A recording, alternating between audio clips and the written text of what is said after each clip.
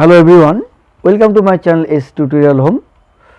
আজ আমি একটি নতুন আপডেট নিয়ে এসেছি তোমাদের সামনে, যে বিশেষ করে যে সমস্ত ছাত্রছাত্রী আমাদের ওয়েস্ট বেঙ্গল বোর্ডের পড়াশুনো করেছো, যারা ওয়েস্ট বেঙ্গল বোর্ডের মধ্যশিক্ষা পর্ষদ শিক্ষা মানে অনুমোদিত বাংলা মিডিয়াম স্কুলগুলোতে পড়াশুনো করেছো, হ্যাঁ, তোমাদের উদ্দেশ্যে বলছি, অনেকেই তোমরা ঘাবড়ে যাচ্ছ যে আমরা মাধ্যমিক পড়াশুনো করে, হ্যাঁ, মাধ্যমিক পাশ করে মাধ্যমিক পরীক্ষা দিয়েছো, তোমরা সবাই মাধ্যমিক পরীক্ষা দিয়েছো। বিশেষ করে যারা 2024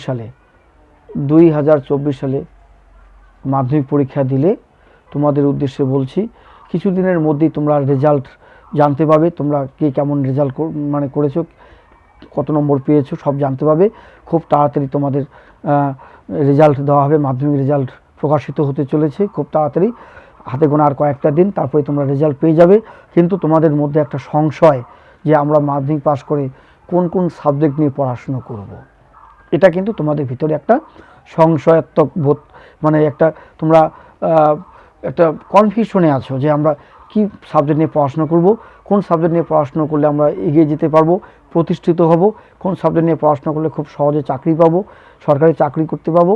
হ্যাঁ, এগুলো বিষয় তোমাদের মাথায় ঘোরাফেরা করে এবং তোমরা সঠিক পরামর্শ নেওয়ার জন্য তোমরা এর কাছে ওর কাছে, পাড়া গায়ের অনেক লোকের কাছে যাও, দাদা দিদির কাছে যাও, অনেক মাস্টারমশাইয়ের কাছে যাও, পরামর্শ নেওয়ার চেষ্টা করো যে আমরা কোন সাবজেক্ট নিয়ে পড়াশোনা করলে আমাদের কি হবে। ঠিক আছে, আমি তোমাদের একটা কথাই বলবো, আমাদের শিক্ষা পদ্ধতিতে উচ্চ মাধ্যমিক উচ্চ শিক্ষা সংসদ অনুমোদিত যে স্কুলগুলো রয়েছে, বিশেষ করে আমাদের বাংলা মিডিয়াম রাজ্য সরকার অনুমোদিত পশ্চিমবঙ্গে যে স্কুলগুলো রয়েছে, প্রত্যেকটা স্কুলেই খুব ভালো ভালো সাবজেক্ট বা বিষয় রয়েছে। সব সাবজেক্টই ভালো। যদি আমি সেই সাবজেক্টটা ভালো করে পড়াশোনা করে ভালো রেজাল্ট করতে পারি, তাহলে আমি সব সাবজেক্ট, যে কোনো সাবজেক্ট পড়েই আমি আমার লক্ষ্যে পৌঁছতে পারবো। সেটা সম্পূর্ণটাই নিজের কাছে, কোনো সাবজেক্ট খারাপ নয়। সব সাবজেক্টেরই একটা নিজস্ব আলোচনার দৃষ্টিকোণ রয়েছে, প্রত্যেকটা সাবজেক্টেরই একটা নিজস্ব আলোচনার একটা বিষয়বস্তু রয়েছে, উদ্দেশ্য রয়েছে।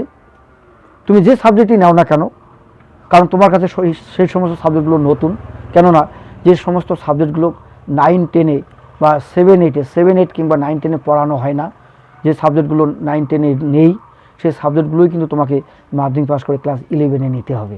কাজেই তোমাদের সব সাবজেক্টই নতুন, সব সাবজেক্টই ভালো, সব সাবজেক্টই ভালো করে পড়াশোনা করতে হবে, এবং তবেই না তুমি সেই সাবজেক্ট নিয়ে এগোতে পারবে উচ্চ শিক্ষার আঙিনায়। সেই সাবজেক্ট নিয়ে কলেজ কমপ্লিট করতে হবে, সেই সাবজেক্ট নিয়ে ইউনিভার্সিটি অর্থাৎ বিশ্ববিদ্যালয় কমপ্লিট করতে হবে, সেই সাবজেক্টের উপর পিএইচডি করবে, এমফিল করবে, হ্যাঁ, তারপরে নেট সেট দেবে। এভাবে তোমরা সামনের দিকে এগিয়ে যাবে। তা আমি যে কথাটা বলবো, যে তোমরা কনফিউশনে থাকো, আমি কোন সাবজেক্ট নিয়ে পড়াশোনা করব, কোন সাবজেক্ট নিয়ে পড়াশোনা করলে কি, কোন সাবজেক্টের আলোচনা বিষয়বস্তু কি, আলোচনার বিষয়বস্তু কি, ইত্যাদি ইত্যাদি প্রশ্নগুলো তোমাদের মাথায় ঘোরাফেরা করে। তোমরা ঘাবড়াবে না, অত অস্থিরতা হবে না, এখনও অনেক সময় আছে। রেজাল্ট বেরোক, রেজাল্ট বেরোনোর পর তোমরা যে স্কুলে পড়াশোনা করো, সেই স্কুলের যে স্যার ম্যাম রয়েছে, প্রধান শিক্ষক মহাশয় বা অন্যান্য সহকারী শিক্ষক শিক্ষিকাবৃন্দ রয়েছেন, ওনাদের শরণাপন্ন হও, ওনাদের কাছে যাও, পরামর্শ নাও যে আমি কোন কোন সাবজেক্ট নিয়ে পড়াশোনা করতে পারবো, বা আমার যে মাধ্যমিকের রেজাল্ট তাতে কোন কোন সাবজেক্ট নিয়ে পড়াশোনা করলে আমি গেইন করব, আমি লাভবান হব, আমি ভালো বুঝতে পারবো। আমার রেজাল্টের উপর নির্ভর করে আপনারা সিলেক্ট করে দিন কোন কোন সাবজেক্ট আমার নেওয়া উচিত। সেগুলো প্রত্যেকটা বিদ্যালয়ের স্কুলের যে শিক্ষক শিক্ষিকা রয়েছেন, ওনাদের কাছে সুপরামর্শ তোমরা গ্রহণ করবে। এবং যদি তোমাদের পাড়া গায়ে শিক্ষিত ছেলে মেয়ে থাকে, বেকার যুবক যুবতী বা চাকরিজীবী যেই হোক না কেন, বেকার যুবক যুবতী সবার কাছেই তোমরা পরামর্শ গ্রহণ করতে পারো। এবং তোমার ঘরে যদি তোমার সিনিয়র দাদা দিদি যারা চাকরিরত বা পড়াশোনা করছে কলেজ ইউনিভার্সিটিতে, তাদের কাছেও তোমরা পরামর্শ নিতে পারো। কিন্তু মাথা ঠান্ডা রেখে শান্ত মনে, ঠান্ডা মাথায় সিদ্ধান্ত গ্রহণ করবে কোন সাবজেক্ট নিয়ে পড়াশোনা করলে তুমি কি হতে পারবে, এবং তোমার মাধ্যমিকের রেজাল্টের উপর নির্ভর করবে তুমি কোন সাবজেক্ট নিয়ে আগামীতে পড়াশোনা করতে পারবে। কারণ বর্তমান দিনে সবাই কিন্তু সায়েন্স নিয়ে পড়াশোনা করতে পারে না। অনেকে আছে মাধ্যমিকে ভালো রেজাল্ট করবে, মাধ্যমিকে ভালো রেজাল্ট করবে, প্রত্যেকটা সাবজেক্টে ভালো মার্ক তোমরা তুলতে পারবে, নম্বর ভালো পাবে, তথাপি বাড়ির আর্থিক সংকটের কারণে সায়েন্স নিয়ে পড়াশোনার সৌভাগ্য তোমাদের হবে না। বাবা মা বলবে আমরা অপারক, আমরা সায়েন্স নিয়ে পড়াশোনা করাতে পারবো না, কেননা সায়েন্সের নাকি প্রচুর খরচ। এটা অনেক বাবা মাই বলে থাকে ছেলে মেয়েদের। আলাদা করে টিউশন দিতে হবে, প্রত্যেকটা সাবজেক্ট পার্ট পার্ট করে আলাদা করে tuition, physics, chemistry, math, geology, botany, ঠিক আছে। এই সমস্ত সাবজেক্টের উপর পড়াশোনা করলে খরচটা বেশি, প্র্যাকটিক্যাল বিষয় থাকে, টিচারের কাছে আলাদা করে পড়তে হয়, বইপত্র অনেক মূল্য, ঠিক আছে। তো অনেক গরিব ঘরে যারা দারিদ্র সীমার নিচে বসবাস করে, ইচ্ছা থাকলেও তাদের উপায় নেই। দেখা গেলো সেই ঘরের ছেলেমেয়েরা খুব ভালো রেজাল্ট করেছে, খুব পড়াশোনায় ভালো, মনোযোগ সায়েন্স নিয়ে পড়তে চায়, কিন্তু অর্থের অভাবে তারা তাদের ছেলেমেয়েকে সেই গার্জিয়ান পড়াতে পারে না। পড়াতে পারবে যদি না কোনো সংস্থা কিংবা সরকারের পক্ষ থেকে আর্থিকভাবে সেই পরিবারটাকে সাহায্য করে, যে আপনার ছেলে মেয়ের পড়াশোনার ব্যাপারে কোনো সংস্থা দায়িত্ব নেয়, বা কোনো স্কুলের মাস্টারমশাইরা বলে যে না আমরা হেল্প করব, বিনা পয়সায় পড়াশোনা করাবো, টিউশনিতে পয়সা লাগবে না, বইপত্র আমরাই লাইব্রেরি থেকে দেব, তাহলে সেই পরিবারের ছেলেমেয়েরা পড়াশোনা করতে পারবে সায়েন্সে এবং ভালো রেজাল্ট করে মানুষ হতে পারবে। কিন্তু অর্থের অভাবে ইচ্ছা থাকলেও উপায় হয় না, অনেক ছেলে মেয়ের পরিবার থেকেই সায়েন্স পড়াতে পারে না, তখন তারা বাধ্য হয়ে আর্টস বিভাগে ভর্তি হয়। কিন্তু সায়েন্স, আর্টস কি কমার্স, তুমি যেটা নিয়ে পড়াশোনা করো না কেন, পুরোটাই নির্ভর করবে তোমার উপর। তুমি সেই সাবজেক্ট, যে সাবজেক্ট নিয়ে পড়াশোনা করছো, সেই সাবজেক্টটা সম্পর্কে কতটা তুমি ওয়াকিবহল, কতটা গুরুত্ব দিচ্ছ, কতটা আগ্রহী, তার উপর নির্ভর করবে। তুমি আর্টস পড়ো, সায়েন্স পড়ো, কমার্স পড়ো, সব সাবজেক্টের গুরুত্ব সমান। তুমি যে সাবজেক্ট নিয়ে এগিয়ে যাবে, তুমি সেই সাবজেক্ট নিয়েই প্রতিষ্ঠিত হবে, ঠিক আছে।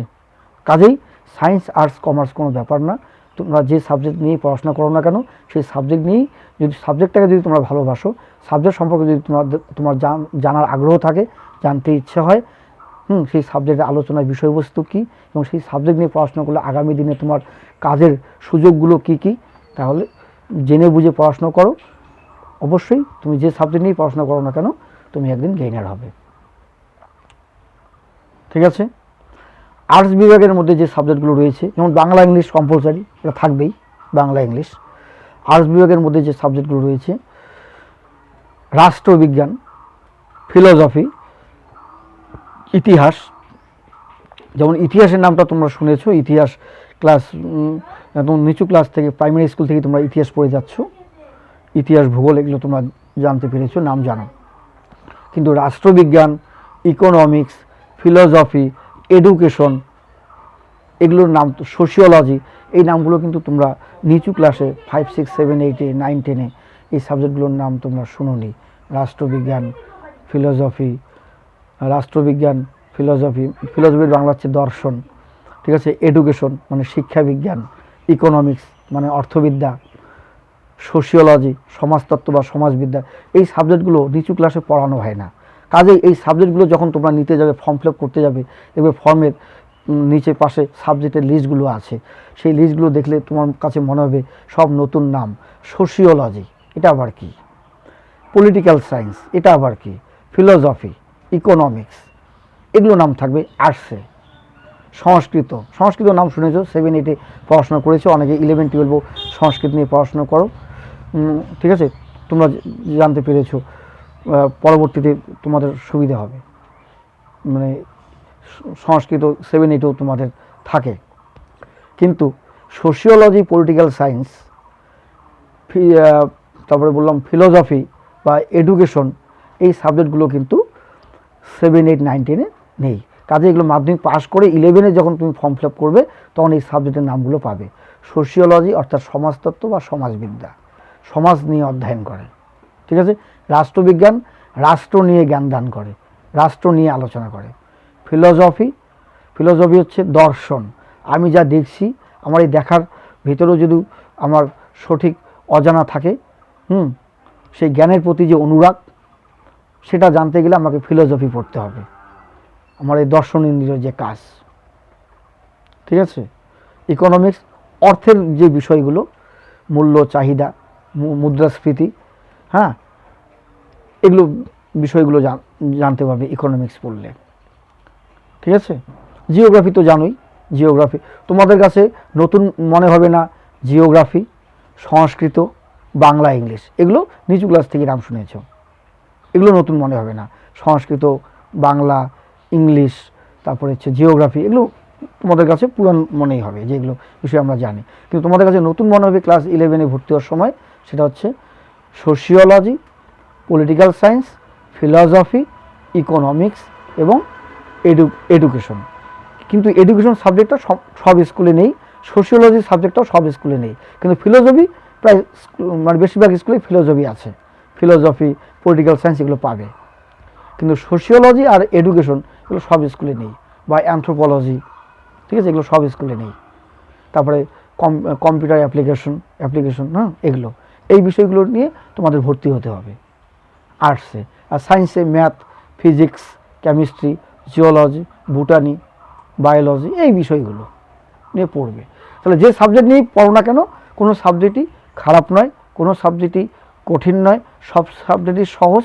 সব সাবজেক্টের মূল বিষয়বস্তু মানে এক এক সাবজেক্টের মূল বিষয়বস্তু এক এক রকম, কিন্তু সেই বিষয় নিয়েই তোমাকে এগোতে হবে, তোমাকে সেটা নিয়েই দাঁড়াতে হবে, প্রতিষ্ঠিত হতে হবে।